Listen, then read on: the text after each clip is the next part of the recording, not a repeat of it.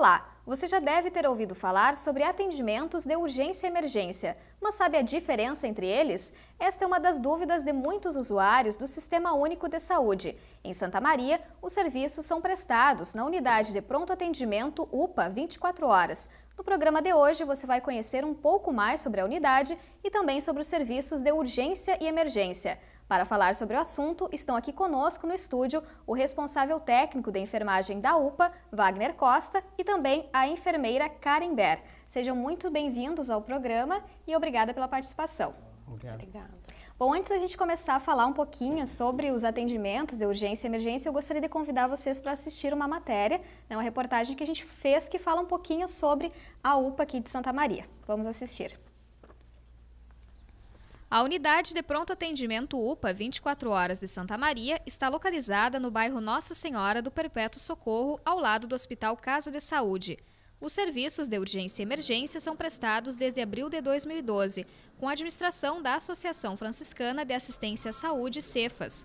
Os usuários vêm de diversas regiões da cidade. Ao chegar no local, o paciente passa por um processo de classificação de risco, realizado por um enfermeiro e um técnico de enfermagem. Infelizmente, hoje a unidade acaba ainda fazendo por vezes o papel da unidade básica de saúde, porque nós atendemos em média 70% dos pacientes que deveriam estar sendo atendidos nas unidades básicas de saúde e acabam procurando a UPA, que são o que nós chamamos de consultas não urgentes. Essas consultas são classificadas como na cor azul ou verde, por a gente possuir um protocolo de acolhimento e classificação de risco, que são separados em 5 cores. Todo paciente que chegar à unidade e for classificado como verde, ele vai aguardar até que sejam atendidos todos os pacientes classificados como amarelo. Ou seja, você pode ter chegado aqui às 8 da manhã e eu chego aqui às 10 classificado como amarelo, eu vou passar na frente porque eu sou uma prioridade de atendimento. A equipe é formada por 160 profissionais e são atendidos cerca de 350 pacientes por dia. Classificada como uma unidade de porte 3, possui 17 leitos e capacidade de atendimento para até 450 pessoas por dia. Hoje existem no Rio Grande do Sul 19 unidades de pronto atendimento, sendo que a UPA de Santa Maria foi a 4ª a ser implantada no estado. Nós acompanhamos ali algumas imagens internas da UPA. Qual que é a infraestrutura dela hoje? Hoje, na realidade, nós temos 6 consultórios clínicos, um odontológico, sala de observação pediátrica e adulta, sala de inalação, de nebulização, de medicação, 2 salas de pequenos procedimentos, raio-x, que a gente tem um serviço móvel e um fixo, uma sala de emergência com capacidade para 4 pacientes em ventilação mecânica, então nós temos 4 respiradores, 4 monitores multiparâmetros e 2 salas de isolamento. São em torno de 160 profissionais. Com essa equipe que vocês têm hoje, dá para dar conta da demanda de pacientes que chegam até a unidade? Olha, a equipe em si, ela é suficiente. O problema é a demanda, Hoje o que a gente tem é aquilo que o Ministério preconiza, número de profissionais está adequado. O problema é a gravidade dos pacientes e a forma que eles chegam até o pronto atendimento. Esse é um grande desafio a ser enfrentado.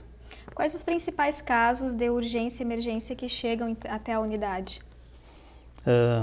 Desde o paciente mais simples, as coisas diárias, pacientes eletivos, desde pacientes infartados com AVC, pneumonias, os diabéticos descompensados, hipertensos, politrauma. Então, são diversos tipos de pacientes que chegam na unidade hoje. Karen, o papel do enfermeiro, ele é diferente atuando numa urgência e emergência? Como que funciona? O papel do enfermeiro não modifica muito, é o mesmo papel.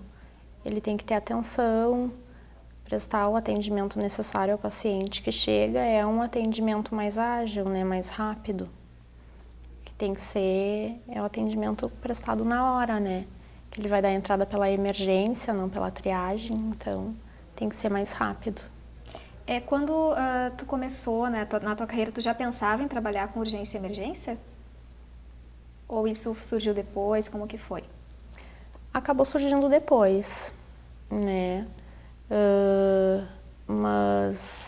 iniciei num hospital e vim para Santa Maria, daí agora estou na UPA, então já pensava, depois do meu início como enfermeira, em trabalhar em urgência e emergência. Tu começou lá neste ano? Este ano, em março, eu iniciei lá. Como que está sendo essa experiência? Uma experiência boa, né? Onde a gente aprende bastante também. Acaba recebendo vários pacientes, às vezes que a gente até nem imaginaria, né? Então, é bem gratificante, é um ensinamento grande. A UPA ela é uma unidade de porte 3. O que classifica ela, né, com essa característica? Na realidade, nós temos 3 tipos de UPA, né? 1, 2 e 3. Porte 3 é a capacidade de atendimento, né? É o número de leitos que nós temos, que são em torno de 17 hoje, e o número de profissionais que compõem ela. E automaticamente a capacidade que ela tem de absorver a demanda de usuários, né? Então, em contrapartida, é o repasse de verbas que o governo, que é tripartite, né, que é tanto a esfera municipal, federal e estadual, repassam para manutenção da unidade e toda a complexidade que ela necessita, né. Foi a primeira unidade aqui do estado, inclusive nesse Porte 3 foi a primeira. Nós, na realidade, fizemos, não tivemos como buscar dentro do estado do Rio Grande do Sul observar uma outra unidade que já estivesse desempenhando a atividade, porque era a primeira, né? Hoje, se eu não me engano, tem mais 2 ou 3 em funcionamento, né? Mas Porte 3 foi a primeira. Tá certo. Bom, a nossa equipe gravou também algumas perguntas, né? Algumas dúvidas de usuários da unidade. A gente vai acompanhar agora. Por que demora o atendimento depois da triagem? Antes de responder essa pergunta, né, essa questão, eu gostaria que tu explicasse um pouquinho como que funciona esse processo de triagem, como que é, o paciente chega lá e daí tem então essa classificação de risco. Isso. Na realidade, isso aí é uma política de Estado, uma política do Ministério da Saúde, que devido à RUI, né, que é a legislação de urgência e emergência, determinou que todos os pronto-atendimentos, seja público ou privado, eles devem de ter classificação de risco. O que é a classificação de risco?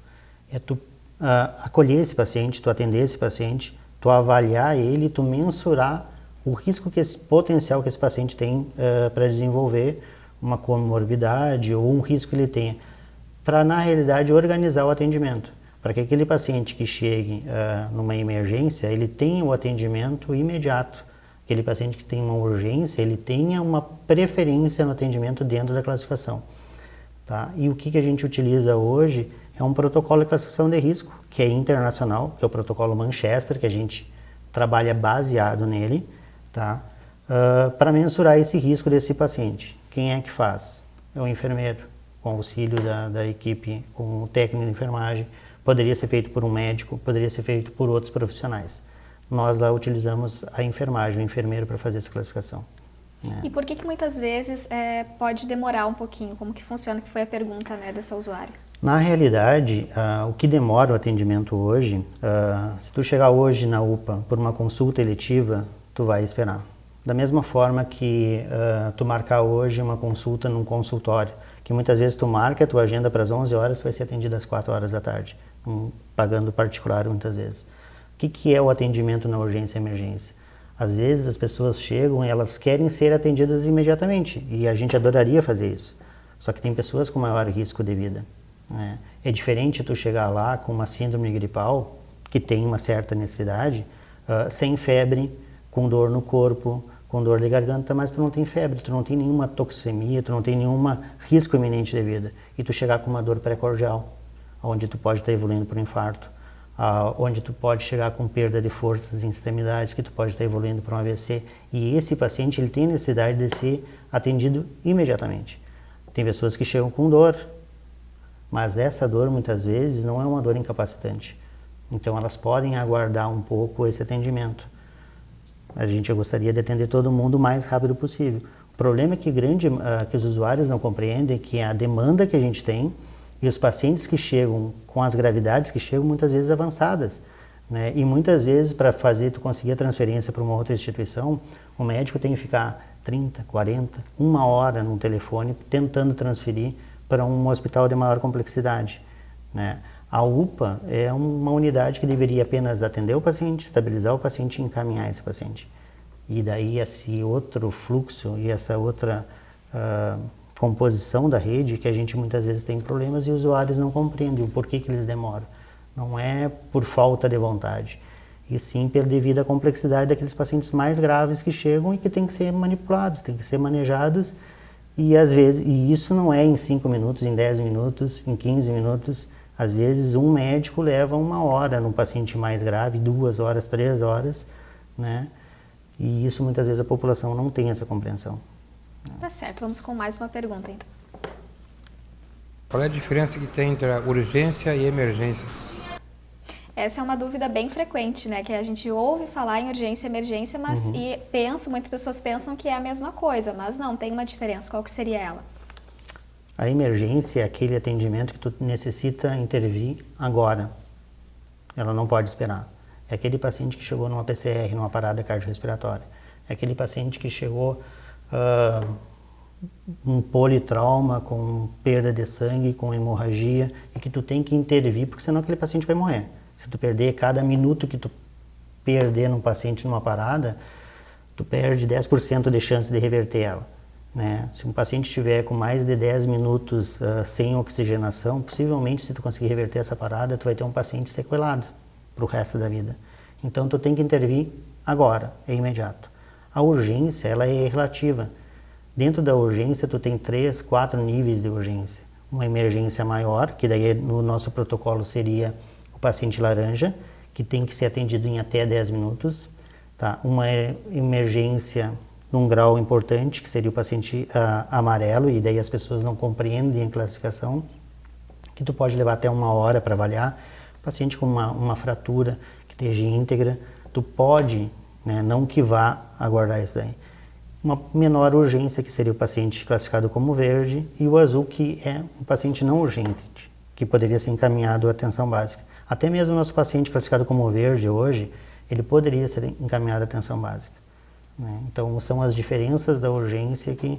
A emergência é tudo que tu tem que intervir naquele momento. A urgência, ela é relativa, né? Podendo ser uma urgência maior ou uma urgência menor. Qual que é o desafio do enfermeiro nesses casos, né? Vocês trabalham muito com a questão da agilidade, né? Como o Wagner mencionou. Qual que seria o desafio de vocês? O enfermeiro, ele tem um papel de gestor da assistência, né? De liderança perante a equipe de enfermagem, né? E, acima de tudo, hoje, na urgência e emergência de Santa Maria, eu acho que nacional, é nós trabalharmos a rede, né? O desafio é nós fazer com que esse paciente não chegue tão debilitado. Tem algumas coisas que tu não tem como intervir, tá? Que o paciente já chega numa parada porque ele infartou, porque ele teve mal súbito. São coisas que são do teu dia a dia, porque teve um acidente, mas tem coisas que tu pode prevenir. Por exemplo, esse paciente muitas vezes que vai ao pronto atendimento, que 70%, o Rogério disse que são pacientes que são da atenção básica, eles deveriam ter passado primeiro pela atenção básica. E muitas vezes eles não têm acesso, ou por falta de horário, ou porque a atenção básica em alguns momentos vai até às 19 horas, ou até às 17. Então ele não tem, e esse é um trabalhador que muitas vezes vai consultar à noite ou à tardinha, tá? Então, se a gente conseguir melhorar o acesso desse paciente à saúde antes que ela se agrave, seria o primeiro passo, né? E trabalhar a rede de atenção. Trabalharmos que cada um de nós fizéssemos a nossa responsabilidade perante ente da saúde, né? A atenção básica atender o paciente, a UPA dá esse suporte para a atenção básica a hora que extrapolasse a condição de manejo desse paciente lá, e o hospital terciário desse o suporte para a UPA quando esse paciente necessitasse de uma internação, que hoje eu acho que é o grande desafio, trabalhar a rede de atenção. Tá certo, nós vamos continuar falando mais sobre esse assunto, nós vamos para um breve intervalo e voltamos já.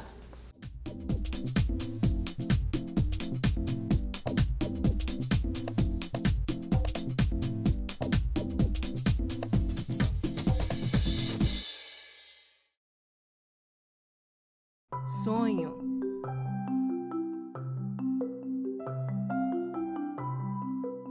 Esperança. Realização.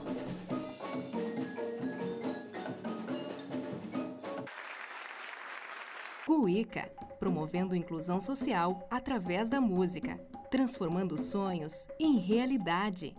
Pedrinho é uma criança especial, que enfrenta dificuldades diariamente. Para passar por tudo isso, conta com seus fiéis amiguinhos escudeiros, que o ajudam a vencer cada obstáculo. Sem eles, Pedrinho nunca conseguiria enfrentar o temível dragão, que impede que todos levem uma vida feliz no castelo. Para quem enfrenta um dragão por dia, uma mão amiga sempre é bem-vinda. Por isso, Pedrinho precisa da sua ajuda também. Contribua com a Escola Antônio Francisco Lisboa e transforme a vida de vários Pedrinhos. Eu vivo a noite do meu jeito. Se tem diversão, tô dentro.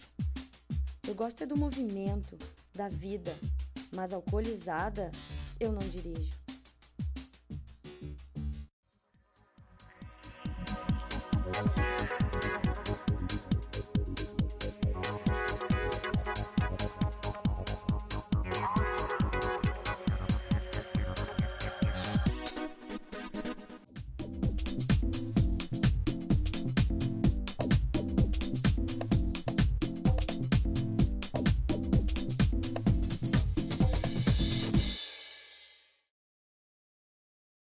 Estamos de volta hoje falando sobre urgência e emergência. Bom, nós temos mais uma pergunta, né, que eu gostaria que vocês respondessem, mais uma dúvida de usuários da UPA. No caso de um tombo, numa queda, o que tem que fazer? Qual é a atitude que tem que tomar? Qual que seria então a recomendação nesse caso? Nessa situação, se o paciente tem uma queda em casa ou até mesmo na rua, né, a orientação é sempre entrar em contato com o SAMU, porque a gente não sabe a gravidade dessa queda, o que ocasionou no paciente, tentar proteger o paciente até a chegada do socorro. Ligar para o SAMU e aguardar as orientações também, né, e aguardar o SAMU para fazer a remoção do paciente à unidade. O telefone do SAMU? 192. 192. A pessoa liga para lá, como que é esse primeiro atendimento daí no SAMU? Eles têm que também fazer um contato com Porto Alegre, como que funciona essa questão com a cidade de Porto Alegre, né? O paciente liga para o SAMU, vai cair na central, que é Porto Alegre, daí Porto Alegre que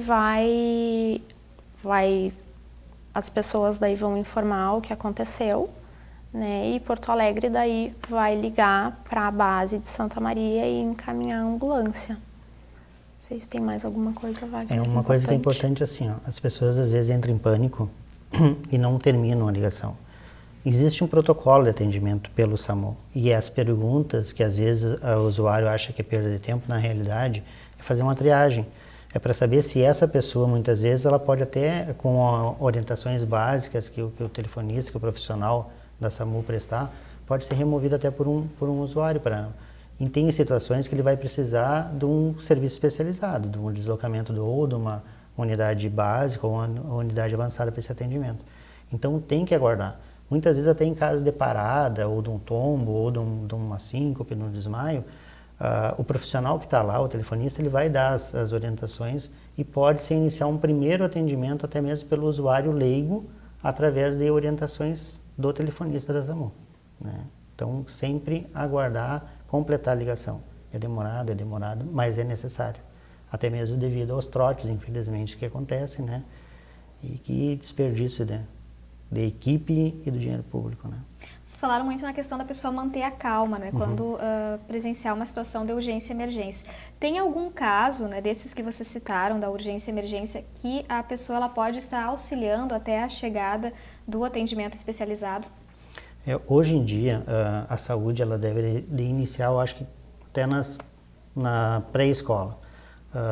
Todos nós como cidadãos, não estou falando dos profissionais da saúde, todos nós como cidadãos deveríamos ter conhecimento básico do que é fazer uma RCP, do que é uma compressão torácica, né, ou uma massagem cardíaca, como o pessoal costuma dizer, porque muitas vezes a gente vê os usuários colocando, não ligando para o 192, não ligando para o SAMU, não ligando para os bombeiros, colocando dentro de um carro, saindo correndo, às vezes até acontecendo fatalidades, e chegam com o usuário dentro do serviço, muitas vezes já com morte cerebral, já inviáveis e quando que algumas coisas básicas fossem feitas, como iniciar um RCP no local, pelo usuário, apenas com compressão torácica, daria chance da equipe de suporte básico ou avançado da SAMU chegar e prestar o serviço, socorro mais adequado, né? E às vezes as coisas básicas não são feitas. Ou até mesmo removem o paciente de um local após um acidente e acabam causando danos irreversíveis à coluna e à vida dessa pessoa, né? Ou até agravando lesões, né? Então, algumas coisas básicas, o próprio telefonista da SAMU pode dar essa primeira orientação, né? E as pessoas estarem auxiliando, né? Falando também ainda sobre a questão da preparação do profissional, né? Vocês participam de cursos, como que é essa questão da qualificação? Assim, o profissional que está em formação ou o profissional que está desempenhando a função na urgência e emergência, ele tem que estar sempre buscando atualizações. Pós-graduação é importante, treinamentos é importante dentro da própria instituição. Hoje dentro da UPA nós temos uma comissão de educação permanente e continuada dentro do serviço. Procurar cursos como o ACLS, que é o suporte avançado de vida em cardiologia, o PAUS, que é o suporte avançado em pediatria, a TCN, que é um suporte na parte de trauma para o enfermeiro, né? A PH, que é o atendimento pré-hospitalar, né? Suporte básico, suporte avançado. Isso tudo são condições que os profissionais hoje têm que estarem atuando e têm que estar buscando sempre a atualização, porque esse é o diferencial do profissional. É o teu conhecimento que tu agrega, é a tua experiência, a tua vivência durante o teu percorrer profissional e aquilo que tu busca como diferencial para atender. Hoje, se tu perder 1 minuto, tu pode estar perdendo a vida desse usuário. Então, às vezes a gente perde, e é normal a gente perder na urgência e emergência, porque às vezes os pacientes chegam inviáveis. O que não é aceitável é nós perdermos um paciente por não estarmos preparados, como instituição, como rede de assistência ou como profissional. E esse eu acho que é um passo que todo profissional deve buscar para sempre aperfeiçoamento. Para os estudantes, né, da enfermagem, qual que é a importância dos estágios na urgência e emergência? Hoje em dia nós temos estagiários dentro da UPA, né, acadêmicos de enfermagem, técnicos também do curso técnico, que estão fazendo estágio conosco. E é muito válido para eles dentro do curso, porque eles já vão se formar com um aprimoramento mais qualificados, né, dentro da sua formação. Esse contato também dos estudantes com os profissionais é importante, né? Essa troca de informações, experiências. É uma troca muito válida e sadia, né? Tanto para nós, profissionais, porque quem está na academia, eles estão sempre sendo atualizados, né? Com novas informações, tanto como para o profissional em formação, porque ele vai ter essa vivência, ele vai ser a troca do profissional que já está vivenciando, ele vai ter a realidade do serviço, que às vezes a teoria é um pouco bem diferenciada mesmo da realidade, vai ver as necessidades, os desafios que são enfrentados diariamente, né? Então essa troca é de suma importância, tanto para nós, que estamos no serviço, que estamos na ponta do atendimento, como profissional que está em formação. O Ministério da Saúde, buscando também qualificar, né, os atendimentos, ele desenvolve a rede de atenção. Como que funciona essa rede? A rede de urgência e emergência, a legislação é de 2004, se não estou enganado, ela é uma série de entes na federação dentro da assistência, cada um com a sua responsabilidade. A UPA, por exemplo, ela surgiu para dar suporte para a SAMU, porque antes a SAMU tinha que levar para onde? Não tinha uma referência. Então a UPA, os pronto atendimentos são referências para a SAMU. A atenção básica é a parte inicial, né, onde o paciente deveria ser acolhido, onde ele deveria ser tratado, onde ele deveria buscar o primeiro atendimento. A UPA, ela é um suporte para a atenção básica. Aquele paciente que foi atendido lá na atenção básica, que não pôde ter seu problema resolvido lá, deveria ser referenciado à UPA. A UPA deve atender, acolher esse paciente, dar o primeiro atendimento e estabilizar. Tem necessidade de internação? Encaminhar para um hospital de retaguarda, para um hospital terciário, né, que seria hoje em Santa Maria Casa de Saúde, o Hospital Alcides Brum e o Hospital Universitário. Esse paciente não tendo necessidade de internar, ele deveria ser reencaminhado para atenção básica para continuar esse atendimento num local próximo à casa dele e onde ele tivesse um profissional como referência, né, para seguir esse tratamento. Isso na prática funciona ou tem uma certa dificuldade aqui na cidade ainda de se realizar esses encaminhamentos? Na realidade, essa é uma dificuldade nossa, de Santa Maria, e nacional, né?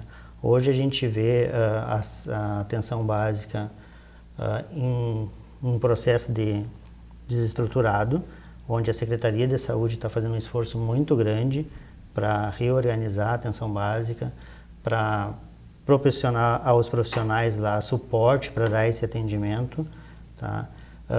Hoje nós temos o Hospital Universitário, que seria a referência para alta complexidade, onde os pacientes estão super lotados, os profissionais lá estão trabalhando no limite, assim como os profissionais tanto do patronato, Teneves, na UPA, nós estamos trabalhando no limite. Por quê? Porque nossa rede de assistência, infelizmente, está desorganizada, né? E está muito deficitária em algumas coisas. Nós precisamos mais leitos de internação, nós precisamos de mais profissionais atendendo na atenção básica, na estratégia da saúde da família.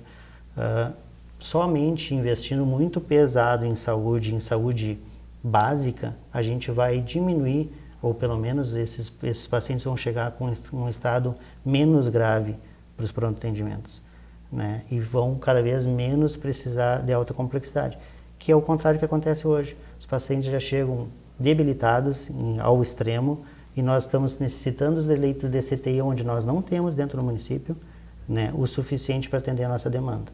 E daí a gente vê as pessoas dentro do pronto atendimento superlotados, os profissionais sendo, né, muitas vezes agredidos, as pessoas não compreendem o que é a nossa rede de assistência, né? A única coisa boa que a gente vê nisso tudo é que a gente vê um empenho das pessoas que estão hoje tentando fazer algo para melhorar, né? Mas somente isso, infelizmente, não é suficiente, né? A gente tem a Secretaria de Saúde, que é parceira, tentando, com projetos, tentando melhorar o atendimento na rede básica, nos pronto atendimentos, e isso é um desafio. Isso é para nós, como profissionais, e para a gestão, seja ela municipal, estadual ou nacional. Certo. Karen, Wagner, muito obrigada pela participação de vocês, também pelas informações sobre urgência e emergência, deu para a gente compreender um pouco mais também como funciona a UPA, né, aqui de Santa Maria. Mais uma vez, obrigada. Obrigado, estou às ordens. O Saúde em Foco fica por aqui, lembrando que se você quiser acompanhar a nossa programação, basta acessar o canal do YouTube no Unifra Online. Nos vemos na próxima semana, até lá!